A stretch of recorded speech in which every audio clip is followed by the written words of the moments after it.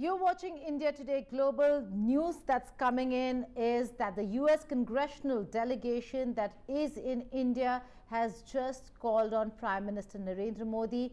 This day after they had gone to Dharamshala, engaged with the Tibetan government in exile, met with the Dalai Lama, spoke about the need for China to engage the Tibetans here living in India, to talk about an autonomous Tibet and to engage and have a restart of the dialogue between Tibetans, the Tibet government in exile, and the Chinese administration to find a way forward.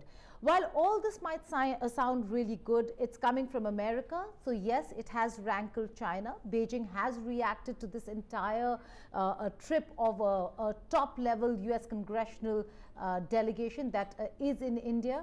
They also met with External Affairs Minister Dr. Jaishankar, and while there is a lot when it comes to bilateral ties between India and the United States of America, and therefore every time a US delegation is in India for various purposes, they do end up meeting with the ministers and if there is an opportunity, call on the Prime Minister. This is one of the highest level of delegations that we've seen from the United States of America, but they came with a specific agenda, and that agenda has really rattled Beijing.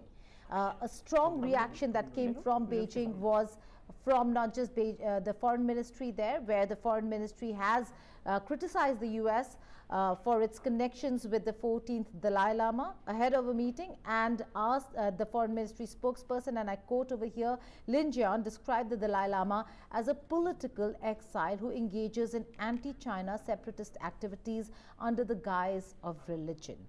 The fact that India hosts the Dalai Lama and has been hosting the Dalai Lama since 1959, and the fact that there is a Tibetan government in exile here in India has been a matter of contention and a problem between India and China. But how is China viewing it? How are the Tibetans looking at a call for an autonomous Tibet, a call for restart of dialogue between China and the Tibetans? The Tibetan government in exile is something we'll have to see.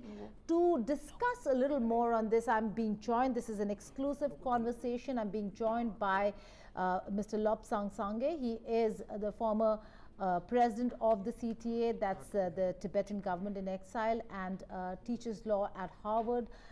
Thank you so much for joining us here on India Today Global.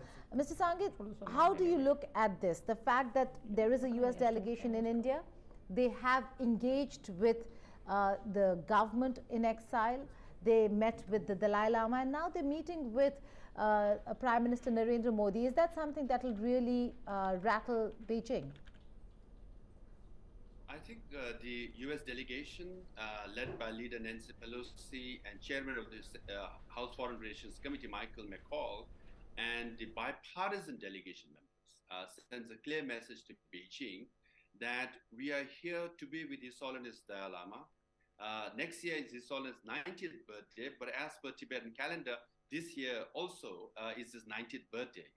So we're here to wish him his traditional lunar calendar's 90th birthday, but more importantly, to show solidarity with Tibetan people and send a message to Beijing that yes, Tibet is under occupation, Tibetans are repressed, but America has not forgotten, and we will travel all the way, cross ocean, and fly up to a beautiful town of Dharamsala to be with him. So this is a very strong message to Beijing.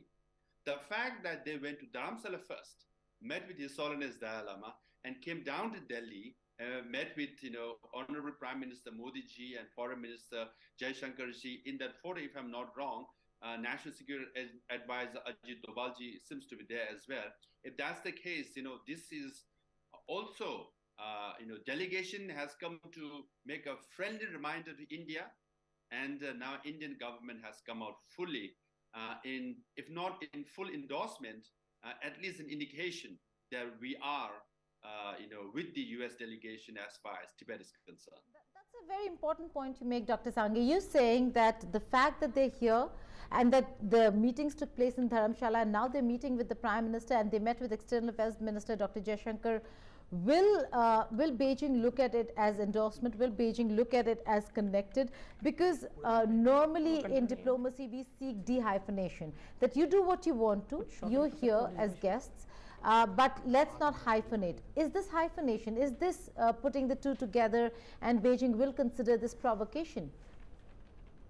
Beijing is good at making connections where there are no connections at all, right? But this time there is a connection in the sense they went to Dharamsala first, paid respect to him, got his blessing, and came down to Delhi. Now Delhi is saying, yes, you are welcome also to the government, and then we will meet with you. And then, not just meet with you, there are many ways to do these things, but to have a photograph and video and publish it and release it, with smiles on their faces, that's a very, a strong message to Beijing that India will have our own autonomous foreign policy. And our policy is that we respect what the US delegation has come here to do. That is with His Holiness Dalai Lama and meet leaders of the Tibetan government exile. Well, the larger picture over here, you have engaged with the US administration yourself. Now, there is a Tibet policy that both sides are looking at, whether it's the Tibetan side or, for that matter, the US administration. It has been passed by the Senate and the House. How do you see that really translate into an acceptance? Because anything that US does, is that not counterproductive? You could have looked at engaging China directly. The fact that if you go through the DC route, does that not create more problems for Dharamshala? No, I think what US is trying to do is reiterate and reframe their policies towards Tibet and Tibetan people. Because I have met, Nancy Pelosi when she was Speaker of the House many times. Yes, I know some of the congressmen, including my friend Jim McGovern, is in the delegation.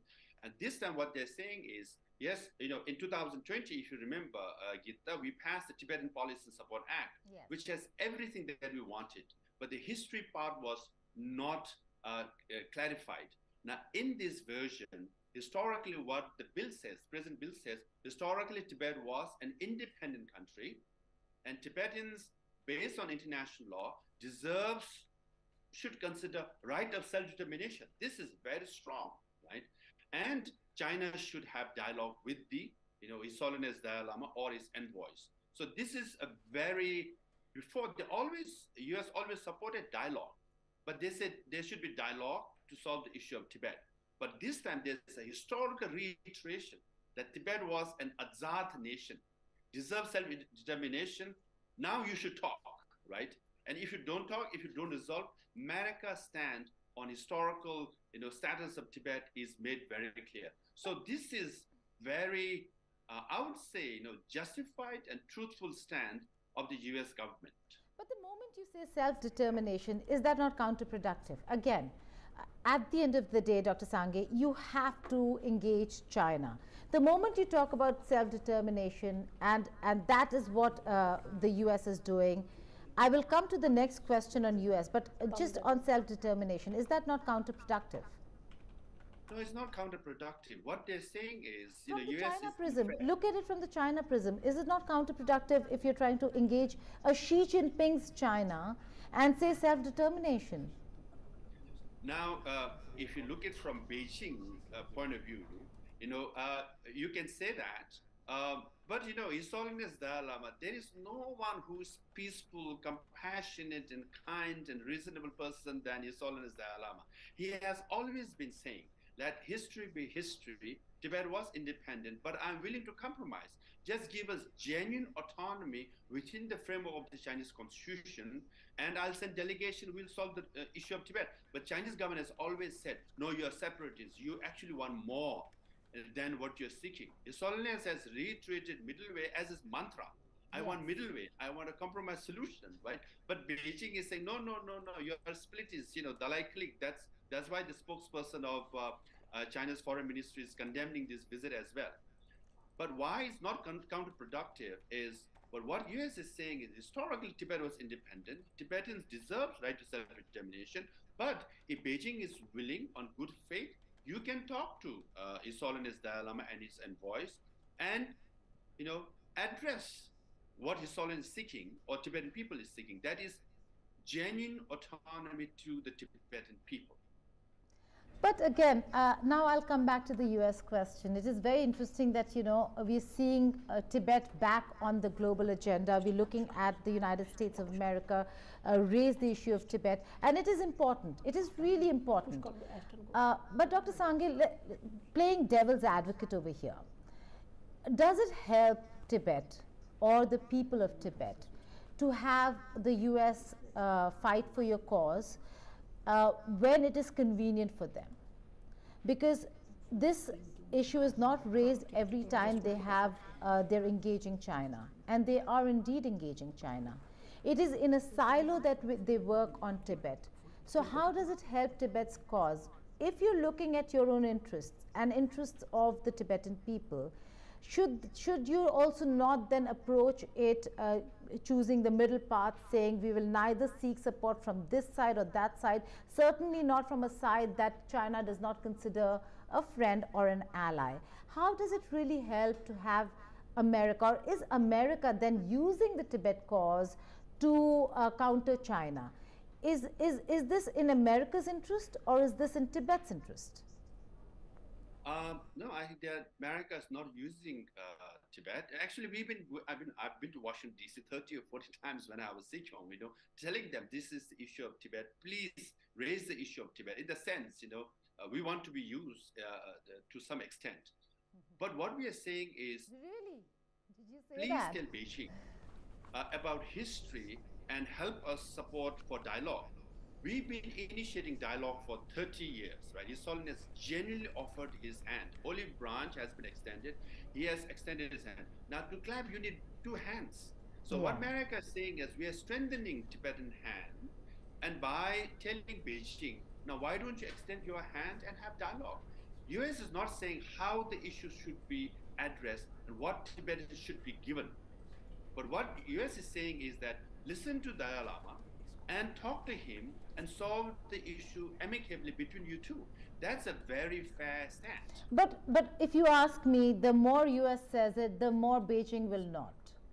I mean, if you're actually looking at countries that Beijing might listen to or might consider friends, should you not look at that route? Because in a certain way, this is a strategic move by America. This is a strategic move coming at a time when the relationship between China and America is at its lowest. No, actually, I would not agree. Point is because there are 1,000 companies, American companies, still doing business in China. That's true. And then the trade relationship between China and America is also very strong. So China does listen to American people, business people, politicians, what have you, when they want or when they want to, or when their needs are being fulfilled, right? So in that sense, what they're saying is, yes, we have all this business relationship and we have done this appeasement. We have given you all the things you're asking for, and His Holiness Dalai Lama supported, most favored nation status and the 2008 Olympics. His Holiness has always supported, when even some other countries were opposed to giving this, status to China. So in that sense, they have relationship, they do listen to each other. Now America is saying, we would like also you to listen to this issue as well. That is the issue of Tibet. That's a very fair thing to do, we went in exile for 60 years. Our relationship have gone through a roller coaster. Sometimes we go down, sometimes go up. From all standards, from all perspectives, today's visit to Dharamsala and meeting officials, including Prime Minister of India, it's a way up as far as Tibetans are concerned. Both Tibetans inside Tibet, 6 million Tibetans who are suffering, and in exile all over the world will celebrate this visit and welcome it with, very grateful heart. All right, finally, before I let you go, we do know that this becomes a problem and an issue between India and China as well. What's the way forward? How do you see this move forward with China? Do you think that the envoys and the conversations between envoys will restart? Do you envisage a time in the near future where there will be forward movement in resolution, autonomy for Tibet? one should always remain hopeful.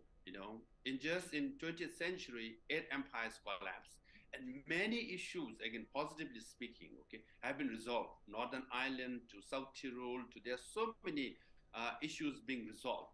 So we would also like to be one of those issues, either at a macro level or micro level, to be resolved. And we would like to have, dialogue with the Chinese government. And unfortunately, the envoys of His Holiness Dalai Lama visit to and the dialogue ended in 2010.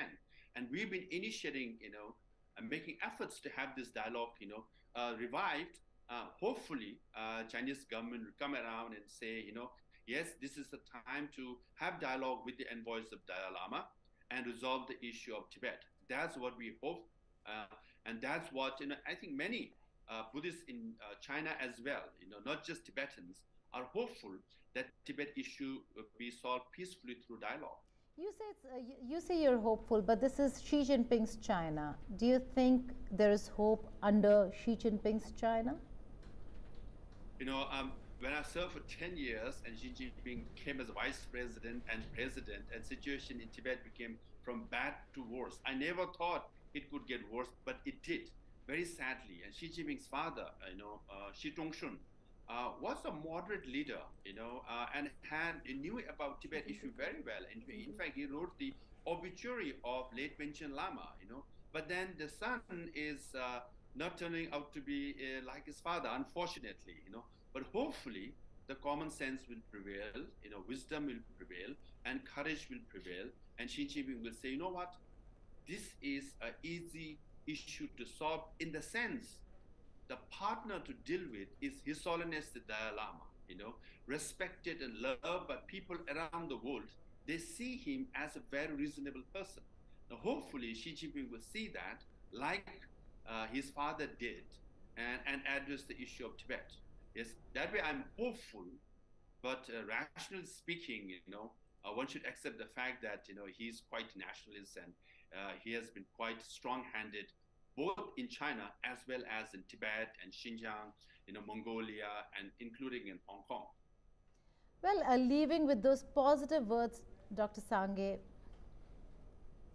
Thank you very much, Geeta ji. Leaving you with this positive words of hope in these difficult times. Thank you so much for joining us here on India Today Global. One should always be hopeful. One should always be hopeful. That's the former president of the CTA, the Tibetan Government in Exile, speaking exclusively to India Today Global. There is hope, is what the Tibetan people are looking towards. But the fact is that right now, it's a diplomatic situation. We're looking at the US delegation in India. They've already met with the Tibetan government in exile. They called on the Dalai Lama. There were conversations there. They're seeking conversation between Beijing and the Tibetan government in exile and His Holiness the Dalai Lama's special envoy. We'll have to wait and see whether China pays heed to the calls of the US as also of the Tibetan people. But the host of this entire meeting is India. And the US delegation ended up meeting with Prime Minister Modi as well. Again, we'll have to wait and see how China reacts to that. They've already reacted to the meeting and the visit, and that certainly has not been kind. On that note, it's a wrap on this edition of a live session from India Today Global Studio. Thank you for watching.